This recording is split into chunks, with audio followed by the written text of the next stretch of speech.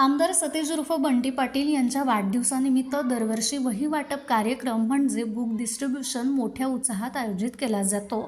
या सामाजिक उपक्रमाअंतर्गत विद्यार्थ्यांसाठी लाखो वह्या संकलित करून त्यांचे गरजूंना मोफत वाटप केलं जातं।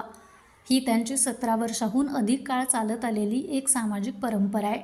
या कार्यक्रमाच्या निमित्ताने कन्या विद्या मंदिर सिद्धनेरली या ठिकाणी सोमवारी 22 जून रोजी सकाळी 9 वाजता कार्यक्रम आयोजित करण्यात आला होता।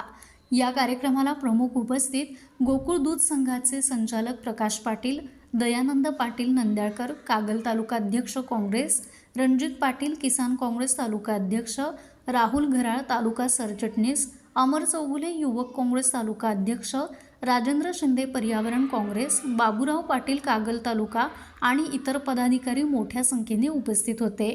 गावातील शालेय समितीचे अध्यक्ष संतोष पाटील, दीपक मेटल, सदाशिव विवेक पोद्दार, अनुराधा लोहार, शिक्षक मुख्याध्यापक विद्या विनोद चव्हाण, शिक्षक दीपा रवींद्र बोळके, सुरेश बंडा कोरवी, मुख्याध्यापक सौ पल्लवी परीट आणि शिक्षक इतर कर्मचारी उपस्थित होते।